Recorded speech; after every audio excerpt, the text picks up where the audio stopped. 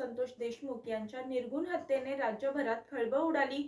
या प्रकरणामुळे राजकीय वातावरण देखील चांगलंच तापलं असून या प्रकरणात मंत्री धनंजय मुंडे यांचे निकटवर्तीय वाल्मिक कराड याचं नाव मास्टर माइंड म्हणून पुढे येत आहे। तसेच वाल्मिक कराडने 31 डिसेंबर 2024 रोजी पुण्यातील सीआयडी कार्यालयात आत्मसमर्पण देखील केलं। यासोबतच धनंजय मुंडे यांच्या मंत्रिपदाचा राजीनामा घ्यावा अशी मागणी देखील जोर धरत आहे। याच पार्श्वभूमीवर राष्ट्रवादी शरद पवार पक्षाच्या खासदार सुप्रिया सुळे यांनी शरद पवार मुख्यमंत्री असताना त्यांच्या मंत्रिमंडळात आरोप झालेल्या मंत्र्यांनी राजीनामा दिला होता असा दाखला देत मुंडेंचा राजीनामा घेण्याचं सूचक वक्तव्य केलं। तसंच या हत्याकांडावर राज्य सरकारच्या भूमिकेवरही सुप्रिया सुळे यांनी प्रश्न उपस्थित केलेत।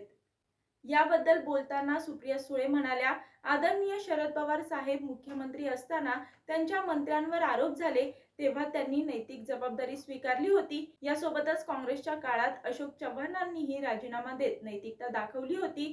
त्यामुळे आता मुख्यमंत्री आणि संबंधित पक्षाच्या लोकांनी समाजातील भावना ओळखून योग्य निर्णय घ्यावा असं सूचक विधान सुप्रिया सुळे यांनी केलं। यापुढे सुप्रिया सुळे म्हणाल्या, ही घटना आता राजकीय राहिलेली नसून माणुसकी विरुद्ध क्रूर विकृत मानसिकता अशी झाली आहे।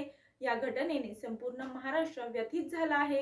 बीड आणि परभणीतील घटनेत निष्पक्ष आणि पारदर्शक चौकशी होणं गरजेचं आहे। प्रशासनाने या प्रकरणी कठोर भूमिका घेतली पाहिजे असं मत सुप्रिया सुळे यांनी व्यक्त केलं। तसंच देशमुख कुटुंबातील पीडित मुलीच्या अश्रूंनी मन अस्वस्थ झाल्याचं सांगत सुप्रिया सुळे म्हणाल्या की सर्व पक्षांनी राजकीय मतभेद विसरून या प्रकरणी माणुसकीच्या नात्याने एकत्र येणं आवश्यक आहे। देशमुख कुटुंबाला न्याय मिळवून देणं ही सध्या सर्वात महत्त्वाची जबाबदारी असल्याचं सुप्रिया सुळे यांनी म्हटलं। दरम्यान या प्रकरणाला राजकीय रंग देण्याऐवजी या प्रकरणी सत्य समोर आणून दोषींवर कठोर कारवाई करण्याची मागणी देखील सुप्रिया सुळे यांनी केली आहे।